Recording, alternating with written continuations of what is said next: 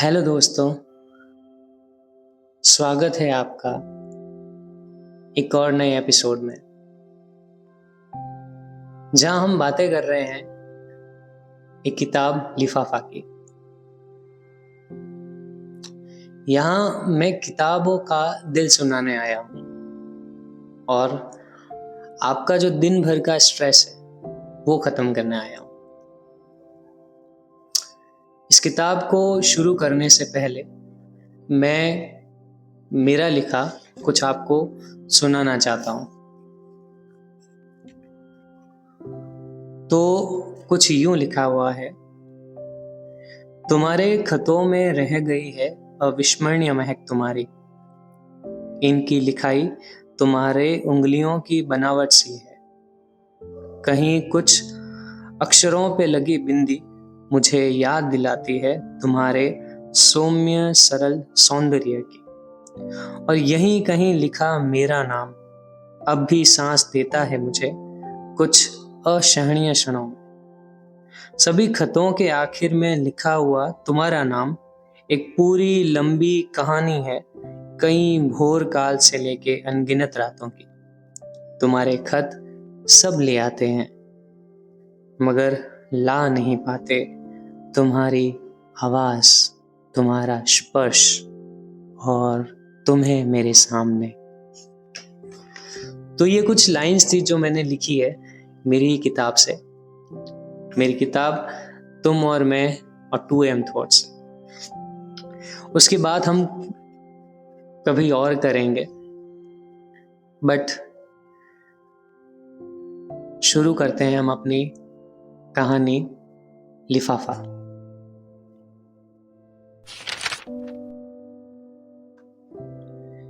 इमारत। पाश्चात्य साहित्य में एक अवधारणा है कि जब कोई लेखक किसी लड़की को केंद्र में रखकर प्रेम कविताएं लिखता है तो लोग उस लड़की को ढूंढते हैं, उस लड़की को जिसके कारण कविताओं का जन्म हुआ। वो लड़की इन चलते फिरते हाड़ मास के लोगों से कितनी बेहतर होगी जिसकी वजह से प्रेम कविताओं का जन्म हुआ। मैं चाहता हूं जब लोग मेरे पत्र पढ़े तो वे तुम्हें ढूंढने निकले। कोई मेरी लिखावट पढ़े तो मुझे कम तुम्हें ज्यादा जाने। तुम्हें मालूम है मैंने एक लंबे समय से अपने आसपास एक दायरा बनाया हुआ है। बिना मेरी मर्जी के उस दायरे की रेखा के पास से गुजरने वाले लोग अपना शरीर जला लेते हैं। जिस लड़के की मर्जी के बिना उससे संवाद का स भी शुरू नहीं किया जा सकता, वो लड़का बोझिल आंखों से उंगलियां टूट जाने तक तुम्हें पत्र लिख रहा है। तो ऐसी लड़की को क्यों ना ढूंढा जाए। ये दुनिया खत्म होने की कगार पर है। लोगों को मालूम ही नहीं है कि उनका दिल धड़कना बंद हो चुका है। ऐसे में तुम्हारी आंखों में एक नई दुनिया दिखती है जहां दरख्त मनुष्य को देखकर कांपते नहीं, हंसते हैं। प्रेमी जोड़े शहर की सबसे ऊंची इमारत पर चढ़कर एक दूसरे को चूमते हैं, लोगों की नजरों से छिपकर नहीं। नेता मंचों से झूठे वायदे करने के बजाय प्रेम कविताएं पढ़ते हैं जहां हर लिखे खत के जवाब आते हैं, चाहे वह गलत पते पर ही क्यों न पहुंच जाए। तुम ही बताओ ऐसी आंखों को क्यों ना ढूंढा जाए। तुम्हें मेरा गुरूर भा गया। मालूम है गुरूर किस में होता है। जो आदमी जितने गहरे गड्ढे से उठकर जितना ऊंचा आसमान छूता है उसका गुरूर उसी कद का होता है। लोग जब मेरे मुंह से निकले हर एक शब्द को कान लगाकर सुनते हैं तो मेरा गुरूर सांस लेता है। तुमने मेरी चीखें सुनी है, मेरे गुरूर को सांसें दी है। तुम ही बताओ तुम जैसी लड़कियों को क्यों ना ढूंढा जाए।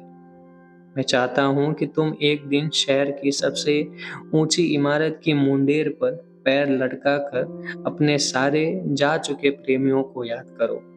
जा चुके प्रेमियों प्रेमिकाओं को गाहे बगाहे याद कर लेना चाहिए।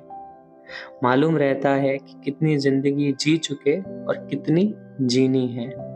जिसके माथे से पसीना नहीं गुरूर टपकता है। 31 मई 2021। बेनाम। तुमसे दुनिया जान की बातें करने के बाद भी मैं तुम्हारा नाम नहीं जानता।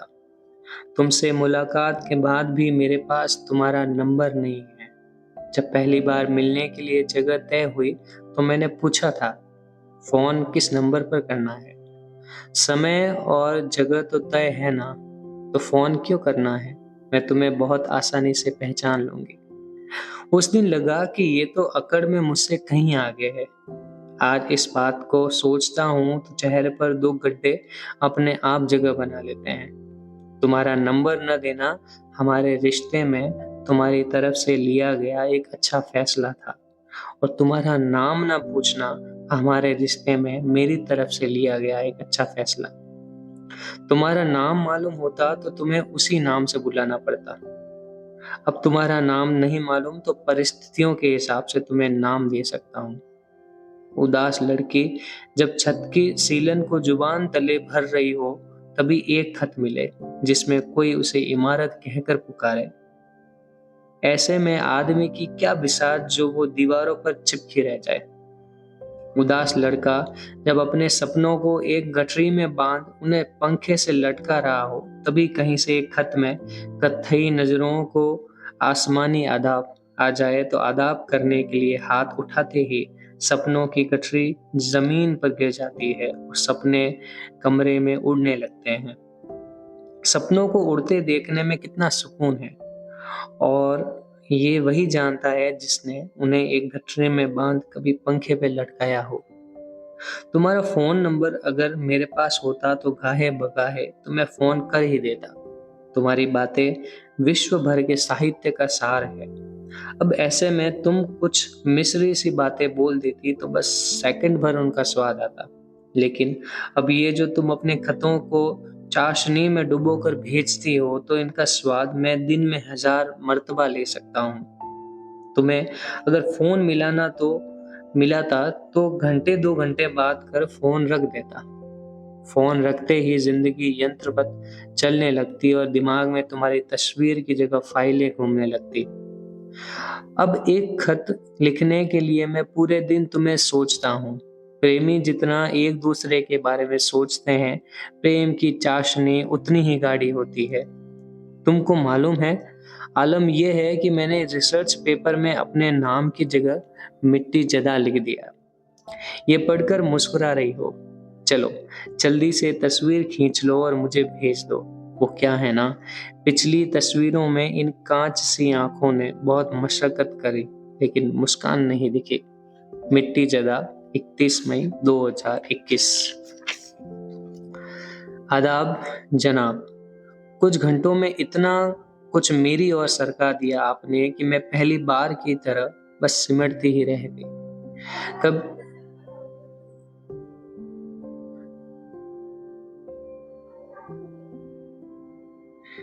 कभी मेज के कोने में तो कभी माँ के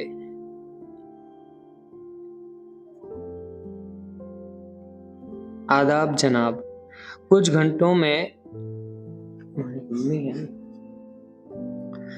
आदाब जनाब, कुछ घंटों में इतना कुछ मेरी ओर सरका दिया आपने कि मैं पहली बार की तरह बस समेटती ही रह गई। कभी मेज के कोने में तो कभी माँ के तकिए के तले मैं ये सारे लफ्ज पकड़ती रही। जैसे तितलियों के पीछे बच्चे दौड़ पड़ते हैं, दौड़ते भागते ये हाथ लगा। और भी दुख है जमाने में मोहब्बत के सिवा, राहतें और भी है वस्ल की राहत के सिवा। तेरे सपनों की गठरी को लिए सर अपने, मैं तेरे फीते जब कहेगा बांधे चलूंगी।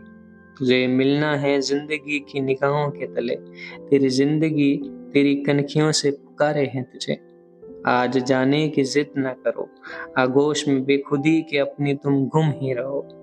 तू चंद्र बिंदु रहे मगर नुक्ता भी तू हो जाए, यूं न था मैंने फकत चाहा था यूं हो जाए। सुन मिट्टी जदा जदों भी तू सिगरेट जला, चीख पड़ेगा मैं तेरे कैनवास ते तेरा ही कोई शेर बन, खामोश तेनू तकदी रवांगी, मैं तेनू फिर मिलांगी। जिंदगी का कौर किसी दिन साथ तोड़ूंगी तेरे, तेरे छज्जे पे मैं गोरैया बन आसमान तुझे खिलाऊंगी। मुझसे पहली सी मोहब्बत मेरे महबूब न मांग, तू भीड़ से अलग दूर कहीं बैठा है। मैं इस मुशायरे की मैं इस मुआशरे की बोटी बन मर जाऊंगी। मगर इतना है कि इन चिट्ठियों की तह के तले मैं बार बार तेनू फिर मिलने आवांगी। एक ऊंची सी पहाड़ी पर तुम बैठोगे, उस रोज मैं चीख तुम्हारी बन जाऊंगी। खोलेगा जो खून तेरा वादी में, हवा बन मैं तेरे बालों से रुल जाऊंगी। ये होगा कभी तू बढ़ तो उस फलक की तरफ, ये होगा कभी तू बढ़ तो उस फलक की तरफ, मैं तुझ में ही हजारों बार तुझे मिल जाऊंगी। सुनो, हम देखेंगे। नींद से खाली भारी आंखें, 31 मई 2021। दिल्ली की बेगम। मैंने अपनी छोटी सी जिंदगी में सिर्फ दोस्त कमाए। उसी छोटी सी जिंदगी में न जाने कितने दोस्त खर्च हो गए। मेरे पर्स में अब चिल्लर के अलावा कुछ भी नहीं। चिल्लरों से महंगे रेस्टोरेंट में खाना नहीं खाया जा सकता, लेकिन उन्हीं चिल्लरों से पान खरीदा जा सकता है, या फिर वो गोलियां जो नशे गले से नीचे उतरते ही पूरे जिस्म में ठंडक भर देती है। मेरे गले में नीम का पेड़ उगाया है, वक्त वक्त पर इसकी पत्तियां गिरती रहती है। उस वक्त यही चिल्लर मेरे गले को ठंडा रखते हैं।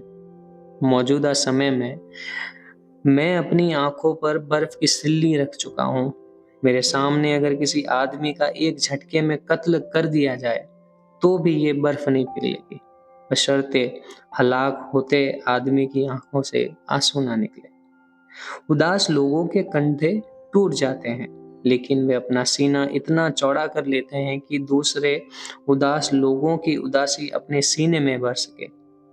मैं लोगों के गले से निकलते आंसू भी पहचान लेता हूँ। तुम भी तो दूसरों की उंगलियों से रिश्ते आंसू पहुंचती आई हो। परसों रात एक दोस्त के आंसू सुने और अगली सुबह दिल्ली की हवाएं अपने शौहर की जुल्फों से खेल रही थी। दिल्ली की सड़कों पर मातम छाया हुआ है और दिल्ली का शौहर एक लंबी जंग के बाद लौटा है। दिल्ली दवा करना जानती है, इसलिए उसे फर्क नहीं कि शौहर जख्मी लौटा है या सही सलामत। दिल्ली को मालूम है दोनों पैर कटने के बावजूद जब इसका शौहर निजामुद्दीन के पास से गुजरेगा तो अंदर बजती कवालियों को सुन हाथ के बल ही नाच उठेगा। दोनों आंखें फूटने के बावजूद चांदनी चौक के बाजार से निकलते हुए बिना गिरे जामा मस्जिद तक पहुंच जाएगा। बस इसीलिए हवाओं ने मातम छाई सड़कों की नजरों से बचते हुए शौहर की जुल्फों में हाथ फेर दिया। दिल्ली की आत्मा बिखर गई है। आजाद, बेफिक्र, अल्हड़, स्वच्छंद, मनमौजी युवा इस दिल्ली शहर की आत्मा है। मैं उसी बिखरी आत्मा को समेटना चाहता हूँ। मैं कोई डॉक्टर नहीं, न ही कोई साइकोलॉजिस्ट। मैंने तो बस यही समझा है कि जिंदगी जब सवाल पूछती है तो हम अपने अनुभव के आधार पर ही ऑप्शन चुनते हैं और अपने अनुभव के आधार भी पर ही तर्क देते हैं। हम लोग अपनी परेशानियों के जवाब जब चुनते हैं तो उन्हीं ऑप्शन में से कोई एक जवाब चुनते हैं जहां तक हमारी आंखें देख पाती है। बनाने वाले ने जब दुनिया बनाई तो हमें आंखें सिर्फ चेहरे पर दी, हमारी पीठ पर आंखें नहीं दी। हम जब सवालों के जवाब चुनते हैं तो सिर्फ चेहरे पर लगी आंखों के आगे वाले ऑप्शन देख पाते हैं, पीठ के पीछे वाले ऑप्शन हम देख ही नहीं पाते। जब हम सवाल किसी और के सामने रखते हैं तो हो सकता है जिस दिशा में हमारी पीठ हो उस दिशा में दूसरे व्यक्ति की आंखें हो। अब ऐसे में दूसरा व्यक्ति हमें वो ऑप्शन भी बता सकता है जो हमारी आंखें नहीं देख पाती, लेकिन उसकी आंखें देख पा रही है। इसलिए सबको कहता फिरता हूँ, जब अपनी आंखों के आगे के ऑप्शन ट्राई कर चुको तो एक दोस्त की पीठ से पीठ सटाओ और फिर से सवाल के जवाब ढूंढो। इस बार दोस्त की आंखें जो ऑप्शन देखे उन्हें भी आजमा कर देख लो। तुम्हारी तरफ के सारे ऑप्शन तो तुम आजमा ही चुके हो। उफ, मैं भी ना आते ही ज्ञान की गोलियां देने लगा। खैर, अब मैं वापस आ ही चुका हूँ तो क्यों ना किसी रोज किसी मकबरे की सीढ़ियों पर बैठकर साथ आम खाया जाए। देखो ना, लिखते लिखते मेरी आंखों के पर्दे पर चल रहा है कि मैं सफदरजंग मकबरे की सीढ़ियों पर बैठा तुम्हें आम खिला रहा हूँ और आखिरी फांक खिलाते वक्त छिलका भी खिला दिया। तुम्हारा स्वाद अब कड़वा हो गया है और मैंने तुम्हारे नरम होठों पर अपने खुरदुरे होठ रख दिए हैं। अब आम के साथ साथ गिलोरी का भी स्वाद आने लगा है। जो आंखें महीनों से सोई नहीं है, वे अगर ऐसे मीठे मीठे ख्वाब देख रही है तो देखने देते हैं ना। दिल्ली का शौहर, 2 जून 2021। नीम का पेड़ खून साफ रखता है और आपके साथ तो ऐसा है कि जैसे करेला, और वो भी नीम चढ़ा। सोचिए, क्या चार सेहत में क्या चार चांद लगते होंगे। आपकी सेहत आपके सीने से फिरती आपकी उंगलियों से बाहर मुझ तक इन खतों के जरिए पहुंचती रहती है।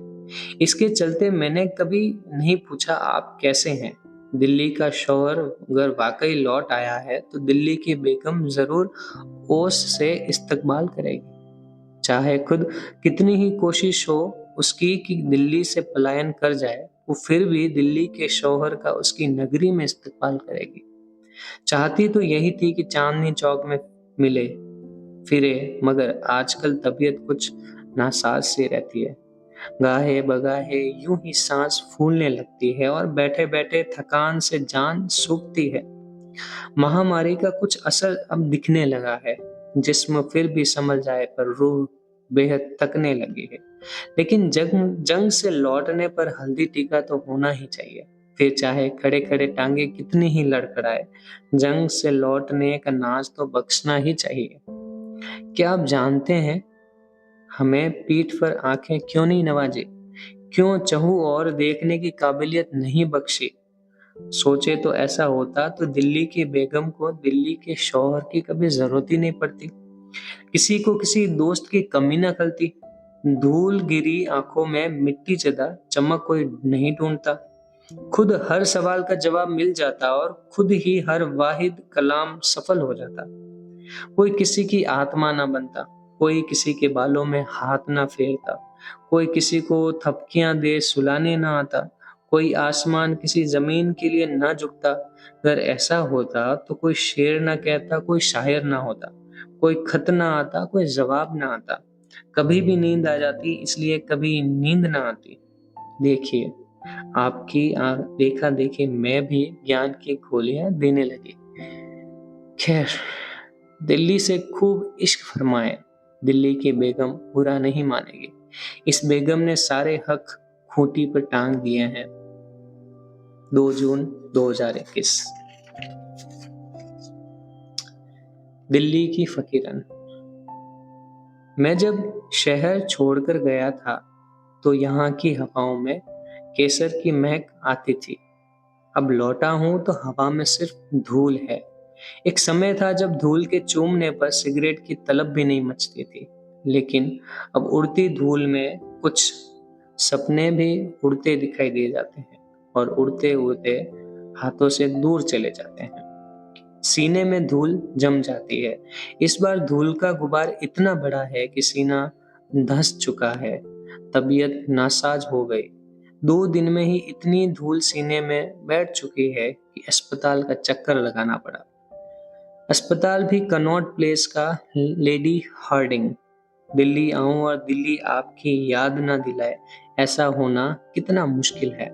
अब चांदनी चौक में फिरना चाहती थी तो आपकी आंखों की रोशनी लिए घर लौटते वक्त रास्ता बदल दिए।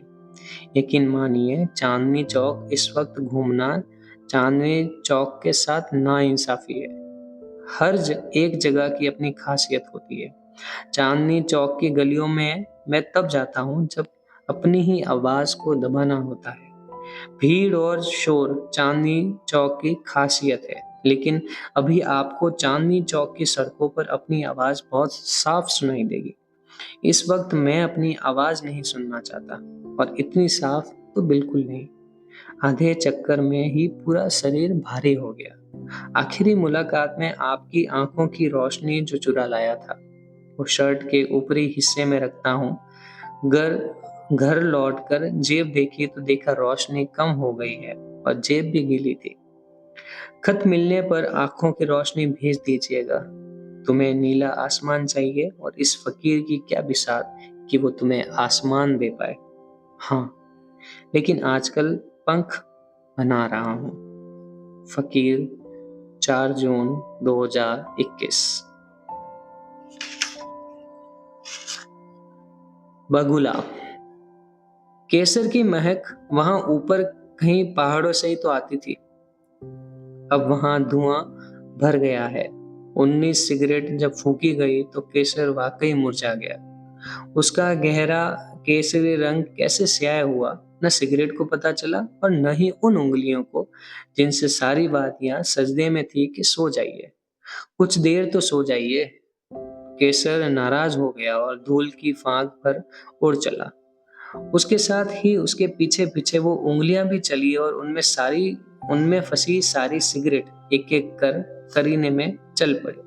केसर ले आइए, सुना है सेहत लगती है केसर पचाने में। सेहत कैसी है आपकी?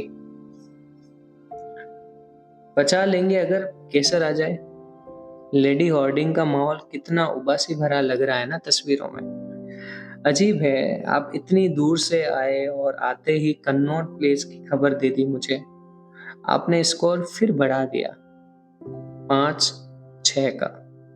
एक फिल्म है साया, मुझे काफी पसंद है। उसमें एक गाना है, रोशनी का कोई दरिया तो है, हाँ कहीं पे जरूर कोई तो है जिसके आगे है आदमी मजबूर। हमें कितनी जरूरत है मजबूर हो जाने की। ऐसी मजबूरी ही असल में रीढ़ की हड्डी सीधी किए रहती है। खैर, पंख कहाँ तक बने, किताबों का ताबूत लेकर उड़ पाएंगे ना। मछली, 4 जून 2021। आप गए थे सीपी, कैसा है अब? कुछ दिखता तो नहीं होगा धूल के सिवाय। मुझे वहां एक बूढ़े अंकल बहुत पसंद थे, किताब पढ़ते रहते थे रातों को भी। अजी राजीव चौक मेट्रो स्टेशन के गेट नंबर 1 से निकलने पर हमेशा वहीं दिखते थे। कल नहीं दिखे, मन अजीब सा हो गया। जम्मू ही बेहतर था? नहीं, क्यों? यहाँ दिल्ली में आपके चेहरे को छूकर आने वाली हवा मुझ तक जल्दी पहुंच जाती है। वहां जम्मू तक पहुंचने में बहुत टाइम लगता था। टाइम की जगह क्या आप वक्त कहेंगे?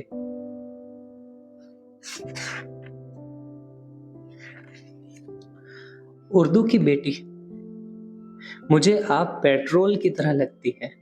लोगों को अक्सर वैसी लड़कियां पसंद आती है जिनसे मिट्टी की खुशबू आती हो। मिट्टी में थोड़ा पानी मिलाएंगे तो उसे अपने मन मुताबिक ढाल देंगे। मिट्टी को सुखा देंगे तो हाथ में भर उसे उड़ा भी सकते हैं। आपको न तो मन मुताबिक ढाला जा सकता है और न ही हाथ में भर उड़ाया जा सकता है। पेट्रोल से आने वाली तीखी गंध लोगों को अपनी तरफ खींचती जरूर है, लेकिन तभी तक जब तक पेट्रोल किसी बंद जगह में न रखा गया हो। किसी खुली जगह में पेट्रोल के बिखरते ही दहशत का माहौल पैदा हो जाता है, क्योंकि लोग मौत से बेहद डरते हैं। आप तो जानती है मैं नींद में भी मौत की कल्पनाएं करता हूँ। वैसे भी मेरी आंखों में इतनी काई जम चुकी है जो सिर्फ पेट्रोल से मुंह धोने पर ही निकलेगी। आंखों में काई लिए कौन ही जीना चाहेगा। वक्त निकाल एक दिन मेरी आंखों की पुतलियों को साफ कर दीजिए। आपने मेरी सेहत के बारे में पूछा था। आपको अपनी जिंदगी से जुड़ा एक किस्सा सुनाता हूँ। मैं एमए के अंतिम साल में था। अपनी एक दोस्त के साथ जवाहरलाल नेहरू स्टेडियम गया था। स्टेडियम में मेरे दोस्त के दोस्त की रेस होनी थी, तो हम उसका हौसला बढ़ाने गए थे। रेस खत्म हुई और दोस्त का दोस्त पहली पोजीशन पर आया। वो हमसे मिलने आया, तो उस वक्त मैं सिगरेट फूंक रहा था।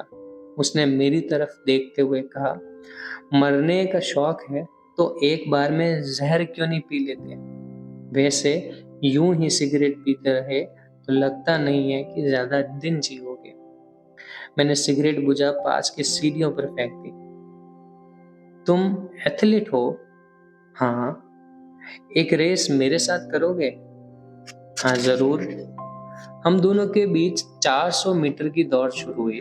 उस लड़के ने जब फिनिश लाइन पर अपना आखिरी कदम रखा तो मैं सीढ़ियों पर रखी अधजली सिगरेट को वापस सुलगा आखिरी कश ले रहा था। मेरे फेफड़े ईंट की भट्टियों के सीमेंट से बने हैं। आप परेशान न हो। तबीयत थोड़ी नासाज है, लेकिन उर्दू की श्रेष्ठ कहानियां पढ़ रहा हूँ। अब टाइम को वक्त कहने में ज्यादा वक्त नहीं लगेगा। वैसे जो लोग नासाज तबीयत में भी किताबों का हाथ नहीं छोड़ते, किताबें उनकी कर्जदार होती है। थोड़ा वक्त निकाल आप भी अधूरी पढ़ी गई किताबों को पूरी पढ़ लीजिएगा। देखिए ना, ये यूट्यूब छेड़ रहा है। इसने अचानक से गजल बदल दी और अब स्पीकर पर बज रहा है। आपसे मिलकर हम कुछ बदल से गए, शेर पढ़ने लगे, गुनगुनाने लगे। पहले मशहूर थी अपनी संजीदगी, अब तो जब देखिए मुस्कुराने लगे। हमने जब आपकी देखी दिलचस्पियां, आ गई हम में भी चंद तब्दीलियां। एक मुसव्विर से भी हो गई दोस्ती और गजलें भी सुनने सुनाने लगे। आपके बारे में पूछ बैठा कोई, क्या कहे हमसे क्या बदहवासी हुई। कहने वाली जो बात थी वो न कही, बात जो थी छुपाने बताने लगे। आपसे मिलकर हम कुछ बदल से गए, शेर पढ़ने लगे, गुनगुनाने लगे। हिंदी का बेटा, 5 जून 2021।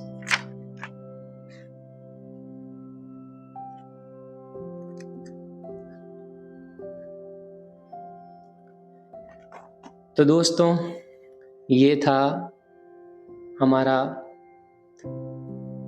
ऑडियो बुक किताब लिफाफा के, जो मनीष और सेल्फ द्वारा लिखा गया है। ये किताब जीवन के कुछ बेहतरीन पलों को संजोए हैं, कुछ खतों का संग्रह है जो हमें जिंदगी से रूबरू कराता है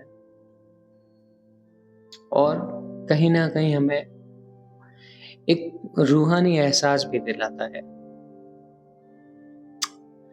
तो बस आपसे इतना ही कहना चाहूंगा कि ऐसे ही कहानियां सुनते रहिएगा, कहानियां जीते रहिएगा और अपना ख्याल रखिएगा। शुक्रिया।